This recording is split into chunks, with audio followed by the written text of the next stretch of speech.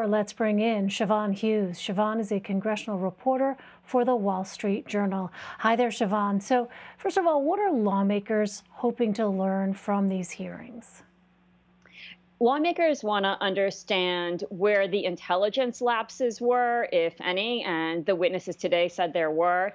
They want more information about why the National Guard was not called in earlier. And finally, they have questions about the structure of the security system within the Capitol. It appears that there is going to be structural reform. As Roy Blunt said at the end of the hearing, it seems that the structure got in the way. Of course, a lot of these questions were not answered today, and we are going to be hearing more next week when the same committees bring in officials from places like the Pentagon to answer questions from their perspective.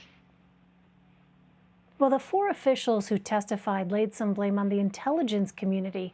Where did they say the breakdowns happened?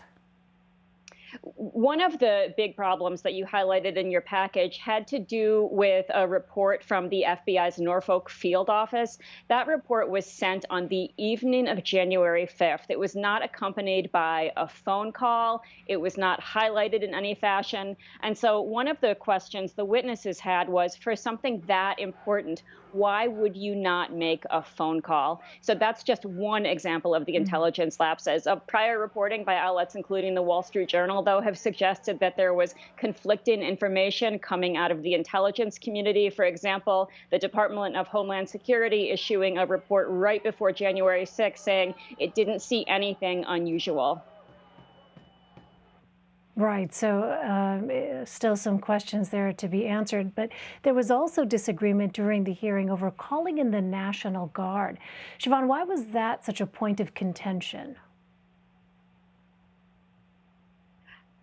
That was a point of contention because there was a disagreement between the Capitol Police Chief, Stephen Sund, and the person who's essentially his boss, the House Sergeant at Arms at the time, Paul Irving.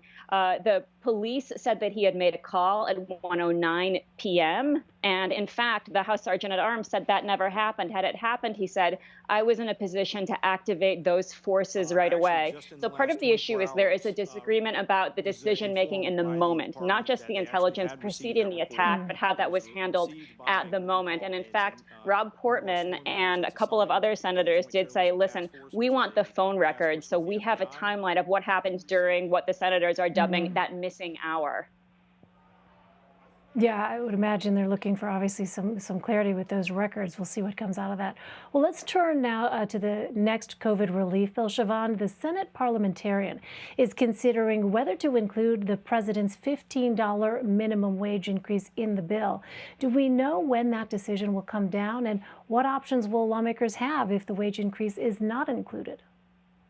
We are told the decision could come down as early as tomorrow on Wednesday. And should the parliamentarian rule against including that $15 increase, there are options, but the pathway is very narrow. Senate Democrats would essentially be forced to move a standalone bill that would require 60 votes to get through the Senate. Obviously, a tall hurdle at a time when the Senate Democrats only have 50 votes and not all of their caucus agreeing to a $15 an hour minimum wage. The one glimmer for those seeking to bump up the wage from the $7.25, where it has been stuck for more than a decade, the fact that some Republicans are now discussing the fact that they think the wage is too low. So, for example, Josh Hawley, the Missouri Republican who is trying to carve out a populist path for himself, sent out a tweet just about an hour ago saying he supported $15 an hour, at least for big businesses.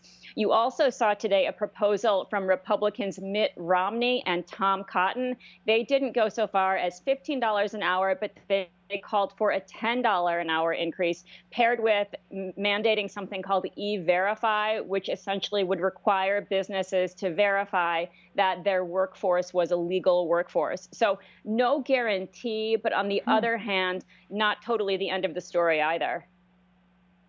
Yeah, it's interesting to hear about that there is looking like the possibility of some movement or room for compromise, it sounds like, potentially, Siobhan, on that issue. Absolutely. And that's a notable difference from where we were years ago. There was a time when now Senate Majority Leader Chuck Schumer thought he had a pathway to the majority in the Senate by hammering Mitch McConnell and Republicans over their refusal to raise the minimum wage. That, of course, never happened. But times change, and it's a sign of the moment the country is in that, an increase is not dead yet. Yeah, times really do change, it sounds like. Well, finally, Siobhan, many of the president's cabinet nominees have faced relatively easy confirmation processes, but a few face a tougher road, particularly the nominees for White House Budget Director and Health and Human Services Secretary. Where do those nominees stand, and are they in real jeopardy of not being confirmed?